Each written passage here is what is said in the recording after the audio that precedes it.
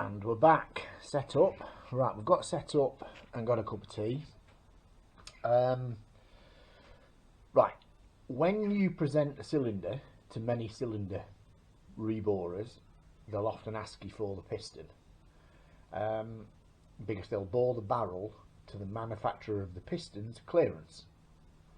Okay, so it can vary by absolutely minute amount, but what they'll do is they'll bore it to what the manufacturer of the piston says.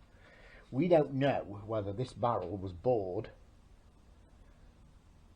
you know, with the reborer guy having the piston to hand to measure it, etc. Okay, generally what happens, wasn't a piston, things like that, they'll give you the spec of the piston, and on the outside, yes, there's manufacturing tolerances and blah blah blah. So, but what I'm trying to say here is, if no piston is presented, generally a cylinder these days, metric, jack bite, blah blah blah, will be bored to a set.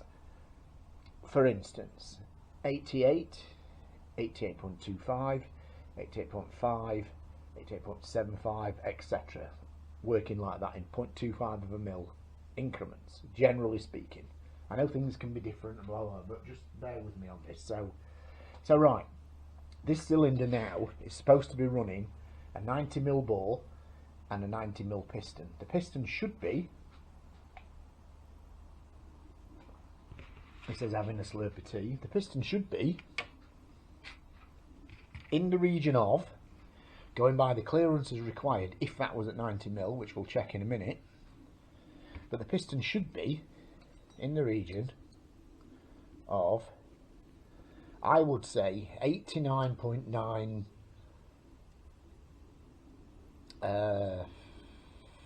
597, something like that. Can you see that? 89.69. Obviously it's gone bigger because it's gone, just let me get hold of it again a bit better. So if I do it now like this, 6.3, 6.1. At that very end, on the end of the skirt there, 6.3. So we are 6.3, 7.3, 8.3, 9.3 of a mil wear off this piston. That piston, in the most commonly used term, is a paperweight. Okay, that's that. Just to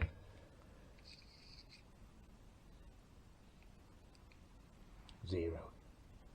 Okay, so moving on, most of the wear, it looks like, thankfully, is in the piston, not in the cylinder, on the clearances on the 9 thou that we had. Okay, so 9 thou, what was that, 0.22, what was from memory there, trying to remember, it was about 0.225, I think.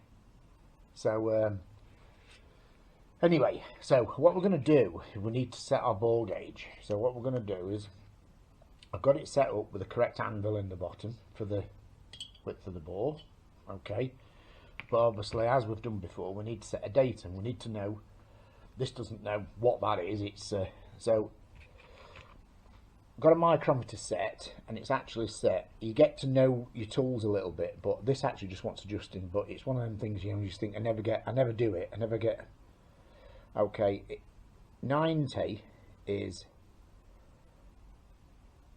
there, 90mm, but I know that 90mm is genuinely around there, like a couple of, what's that, thousandths or whatever it is of a mil. Okay, so we're going to check our tools first, and again, easy to check it using your trusty vernier. So get stuff into position. I'm going to try and catch this. Let me see what you're seeing. Hang on, right, try and catch this. It's holding these things in it you need. Did I get it there on camera? I don't know if I did. I'm going to have to, you may have to take my word for it. This is set, this micrometer, it's actually slightly overlooked, 90.02, 01. You get that? What I'm going to do, I'm going to take that nad off there. Where are we? Hang on a sec. So just take that back to it's bloody freezing out here today. That could be, you know, when stuff goes in your hands.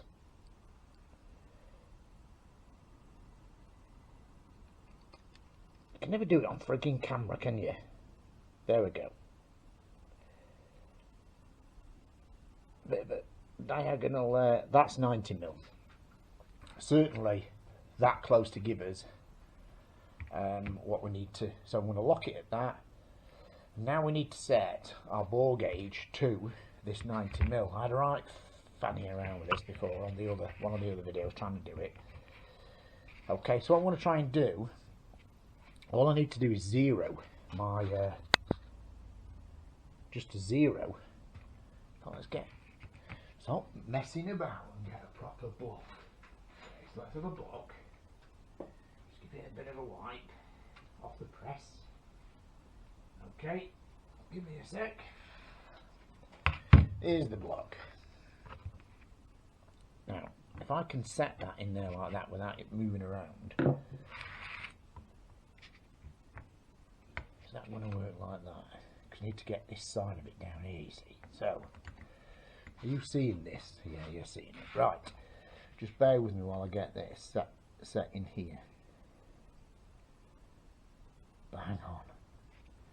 First time.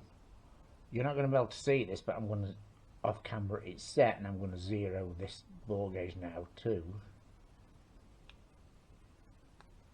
90mm. I'm not going to let it fly out, because often when it comes flying out, it can upset the setting in here. So that gauge now has been zeroed to our 90mm.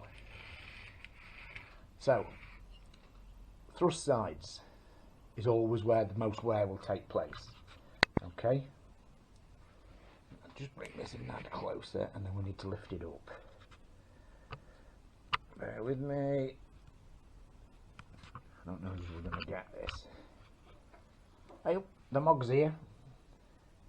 Well, for once I ain't got a mouse or a bird in his mouth. There's a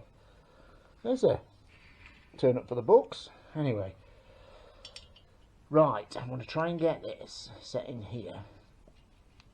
So what we're looking for in here is the absolute zero. If we can get this to zero,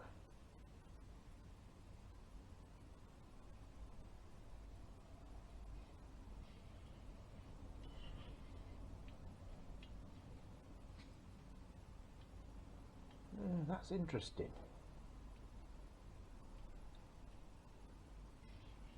I'm actually getting, that's what to pop out the bottom. Well, let's just have a look about mid cylinder.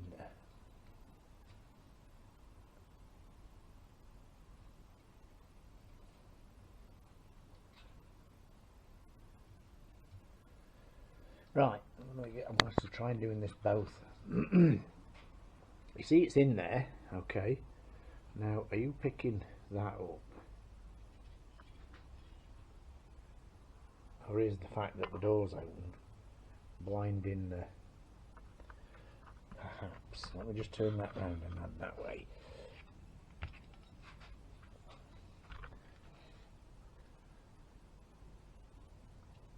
That is actually trying to get that to a zero.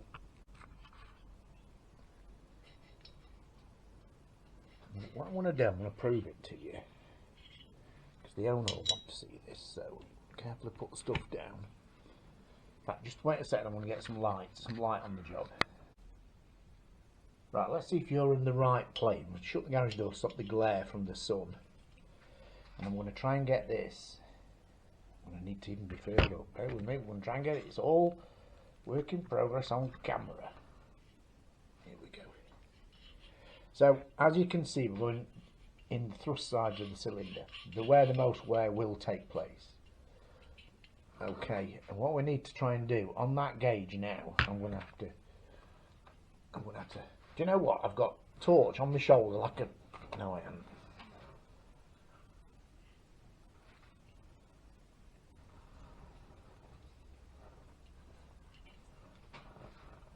Let's see. What we're trying to do is to get this to zero. if we can get this to 0, we're at 90 mil. Whatever it's showing a negative, that's wear. Okay, but what interestingly we're getting is a very, very slight positive number there. Now that could be me setting this, but interestingly, there's a positive 2, 1. So it really is still very much, can you see it there, 0. Still really is very much, without it popping out the bottom of the ball, and get it to 0, absolutely bang on 0. It could be a little bit of debris in the ball that I'm picking up. Here we're at 0 again. So whatever was 0 in it, what I'll do, I'm going to try and turn the ball around 90 degrees. So it's, we're measuring the sides that don't have the wear.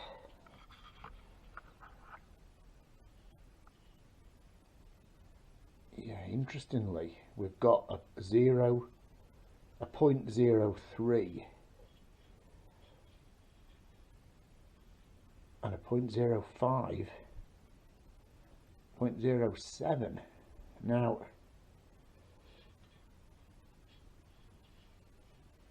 what we can say with that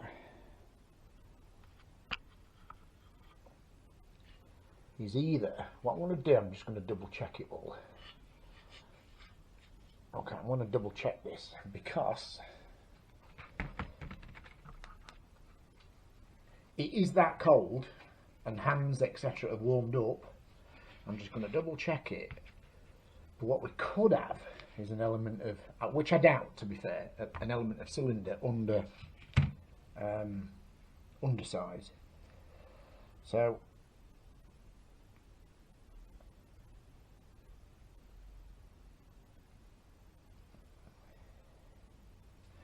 this time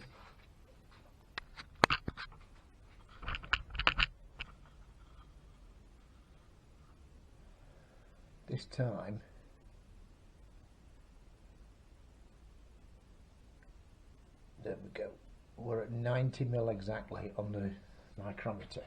This time I'm just going to try and set, bear with me, I know it's all a bit, bear with me, I don't know how did I do it before like that, because you have to try and get this anvil side. Just bear with me while I zero this gauge again. I'm just going to double check this, because it's kind of signifying we've got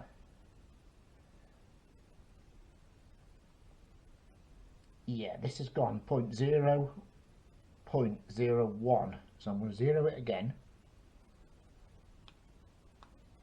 Okay, now we're going to have a look again. Still doesn't account for the 0.03.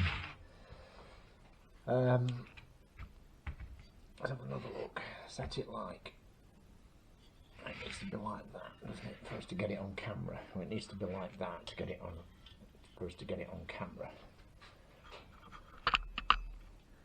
Are you picking that up? Let me see. Because the screen goes black on the camera, so I'm not sure what you're actually seeing. But let me get a torch again. We need a friggin' head torch, don't we? We do. We need a friggin' head torch. Okay. Right. Can you see that now? We're going up and down the thrust side of the bore, and as I move it around, a 0 number is indicating the wear. That's in where the rings travel, just over there. So we're pretty much, and then again, you know, I think that's pretty definitive that the bore is still in spec. Can we see that there? Can I get it to just there? Yeah. And it doesn't go into a positive number. Right, so I'm quite happy with the fact that well, the time taken this morning to kind of what we do now is we order another 90mm piston, and we can get away with that bore. So I hope that's been informative. We've got this to strip yet to see exactly what's going on in here. What I kind of want to know is to try and investigate why it's done it. I have to say, with a, you know, like a roller bearing, even if it's got a few pits and what have you on the even in the roller bearing itself, it can go a bit noisy and whatever, that sort of thing. But generally they'll run for, you know, certainly if you keep giving them oil. But the piston looks. Give me your thoughts. Tell me your thoughts. The piston looks. Is it so heavily scored because it's got so much play? Is that what we're talking about? Or is it a lubrication issue? I don't know. I mean, do you know what? You probably never know. The only thing we can do is, one of the things I will do is I'll measure up the oil pump clearances in the pump and see whether the pump, because these engines are old, remember, see whether the pump's got a bit of wear in the pump. You know, there is a takeoff on the end of the crank that you can actually, there was certainly on the other one anyway, in fact I'm not sure there is on this engine actually, but anyway, where you can measure oil pressure. And yeah, you know, I think we've just got to do some more measuring. We've got to get in there, get the crank out and get the crank off, because there's no way that's salvageable. So that needs going off for a new rod kit, and we're just going to have to look at everything else. Right, thanks for being with me on this one. Probably a bit drawn out, long and drawn out, but I'm sure that the owner of this will want to see kind of where we're at. Yeah, definitely want a new one of them. See the impact marks in there where the rod's been, bits of the big end bearing has been flying around inside. Anyway, tool up, put all this measuring stuff away, and we'll pick it up in a bit when we know some more.